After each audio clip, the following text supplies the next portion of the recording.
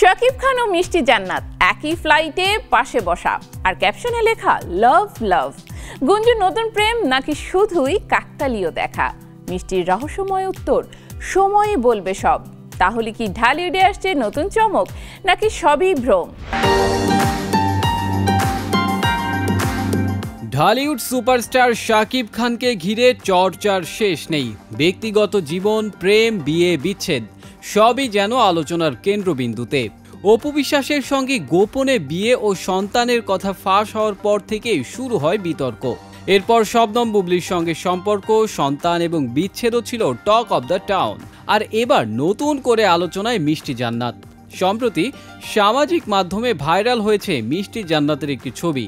দেখা গেছে এক ফ্লাইটে শাকিব খানের পাশে বসে আছেন তিনি। ক্যাপশনে মিষ্টি লিখেছেন লাভ লাভ, সঙ্গে ভালোবাসার ইমোজি।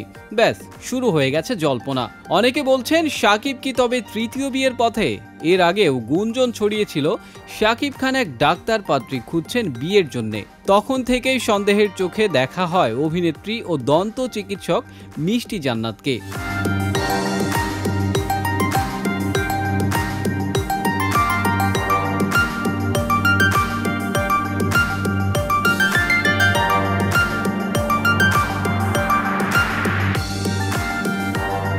বিষয়টি নিয়ে প্রশ্ন করা হলে মিষ্টি রহস্যময় এক মন্তব্য করেন। শাকিবের সঙ্গে আমার কিছু একটা হলেও হতে পারে, সময়ই বলে দেবে সব। এই মন্তব্যে যেন আগুনে ঘি ঢেলে দেওয়ার মতো কাজ করেছে। ফ্লাইটে তাদের দেখা যাওয়ার মুহূর্তটিকে অনেকেই একান্ত সময় বলে দাবি করছেন। আবার কেউ কেউ বলছেন সহকর্মী হিসেবে একসঙ্গে ভ্রমণ করতেই পারেন। তবে গন্তব্যের কোনো তথ্য না থাকায় সন্দেহ আরও ঘনীভূত হয়েছে।